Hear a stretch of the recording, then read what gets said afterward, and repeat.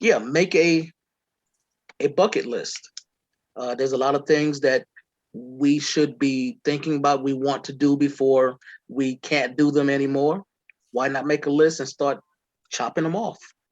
Sign documents to protect yourselves, provide for loved ones.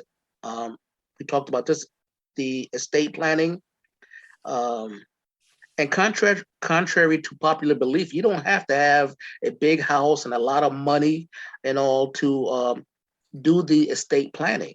It's just basically what you have, your home, personal property, investments, bank accounts, retirement plans, and any interests in a family business, a personal business, or partnerships that you may have. So it doesn't have to be, that you're, rolling in the dough to get this done. Everyday normal people can do this as well. And you want to review your beneficiary forms on a regular basis. You know, people, lifestyles change, people come and go, um, in and out of your life. You may want to update that. Okay. And tell friends and family that you love them. Tell friends and family that you love them. My wife actually got up during the comments of my cousin's funeral this month, and they was like, "Does anybody want to make a statement?" And a few people got up, and then my wife got up, and I was like, "Oh my God, what's about to happen?"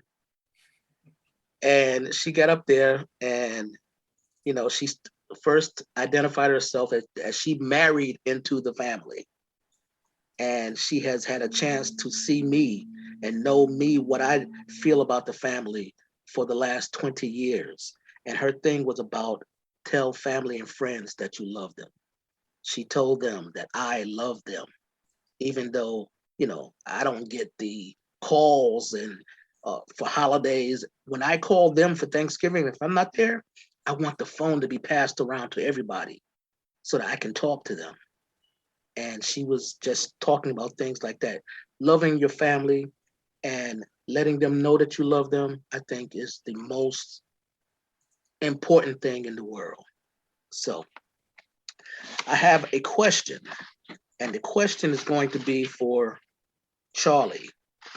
Charlie, if you were incapacitated, maybe in a coma, and you had not filled out the instructions for your wife um, to either keep you alive or not, do certain things or not, um, how would you think she would carry on?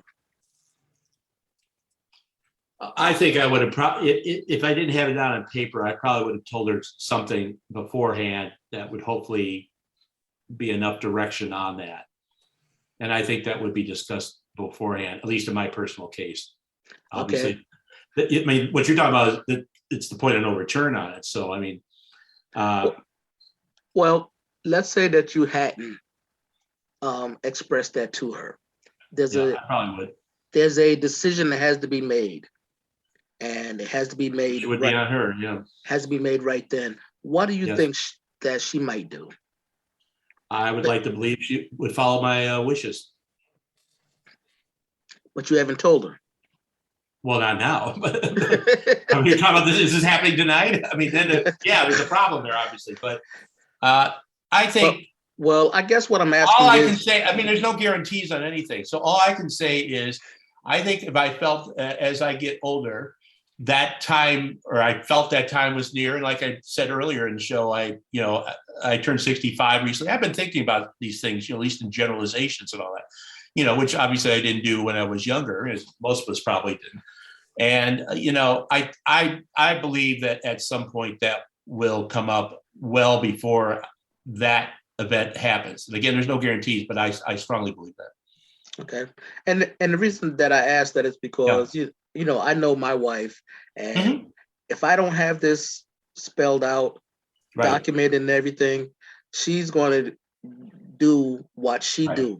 And I know that's going to be keep me alive as long as possible, no matter the cost, whatever. And that may not be my wishes, but I know her. Right. That's why. Well, That's why I asked that question. That's a good my question. brain went to the same place though. Like as Charlie was talking, I was thinking, well, yeah, I think my husband would, but I'm like, I don't think he would. I think in the moment, he would probably do the opposite of what I think I want. Like, I think I want no art, like if there is a point of no return, let me go. And I could see him being like, for our kids, for me, let's just try. And it's a really good topic. I'm not trying to call anyone out. I'm just saying that it's really interesting to think about it on a personal level. And to your point, it's good to prepare. Sorry to cut. Well, I agree totally with that, and I believe I will do that here in due time. Not saying we're procrastinating or anything, but I believe I'll have that. It'll be all written down and pretty precise, because that's consistent with other actions I've done in my life. So you'll be prepared. You will. Yeah, I believe in you. So, Karen, any final thoughts on this topic? Karen, you're muted. What I would suggest is there are a couple of things that everyone should do. One of them is to make sure that whoever your beneficiaries are, know that they're a beneficiary. Make a list and get a box and put that information in it. You don't necessarily have to give it to the person if you're not ready for them to have it. But make sure that you have things in place, because it's very hard to handle business after a person has passed away. I know someone who's going through a situation right now. Her mom passed away first, and then her dad, and they never put things in place for the home, for the vehicle, and I don't think that they meant for it to happen. But now they're scrambling to find someone to help them put the pieces together so that they can close out their parents' estate. Make a box with information and create a phone book of your friends that you would like for your family to contact to let them know that you have passed on. There's nothing worse than hearing about someone that you've been close to, that you occasionally spoke to, not on a regular, and to find out that they passed away. Yep, that's true. It's just a lot of things. Get your ducks in a row. Have conversations. It's okay to change your will, especially when someone's behavior has changed. Let people know, do not resuscitate. Just make sure that you try to put everything in place before, who you want to handle your body, where you want to be buried or cremated. Little things like that are can be confusing, especially when you have other people interjecting their thoughts and ideas. All right, thank you very much. Mark, any last thoughts? I think just live our lives to the most while we're alive, and tell everybody that you love them now while you're alive also. And George Bernard Shaw said, when I die, I want to be all used up. And I feel that way. I just want to live and do as much as I can. And then when I'm ready to die, I think of death as like this really great sleep. Where I'm going to catch up on all my sleep that I haven't been able to have. But yeah, so much of the death that I've experienced have been young people who've died way before they should have, and trying to make up for that. And I just hope that we can live our lives to the most, so that when we're ready to go, we've done it all. We don't have any regrets. Sounds good to me. Thank you for that. Amy, any last thoughts? It's been a really good conversation, and I think it's really helped me realize that I need to get over my own desire to just be stubborn and keep on going, and maybe not want to face some things that I find unpleasant and realize it's reality. and that it is best for the people that I love the most if I do better planning. So if this helps anyone else, Calvin, just thank you so much for initiating the conversation. As always, like, those are my thoughts. Thank you, Amy. And Charlie. Oh, I thought I was done. Okay. I have in-laws who are in their mid-80s. They are still thankfully healthy, although my mother-in-law has been out of the hospital. My father-in-law has expressed a couple of times that, we need to get together and start working on, the estate and all that, although he is healthy for now. My in-laws have been married 60 years. They met in grade school. And that's going to be a personal, obviously important issue in my life and obviously my wife's life here in the near future. Well, hopefully not near future, but at some point, obviously, it's going to come up. So, I appreciate what everybody has said here today about this topic. All right. Thank you, Charlie.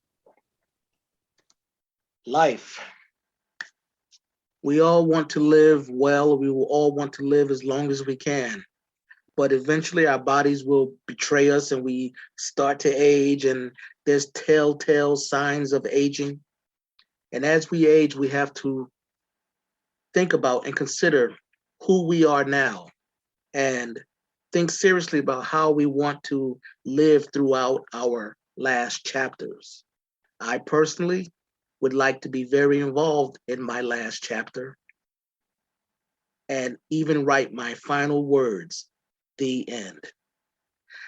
That's about all, y'all, for this episode of Diverse Talking Heads podcast. I'm your host, Calvin Gibbs. I want to thank our panelists, Karen, Amy, Mark, and Charles, for joining us this evening.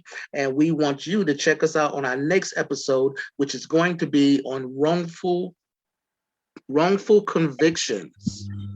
Yes, there's a lot of people that have been jailed for things they did not commit.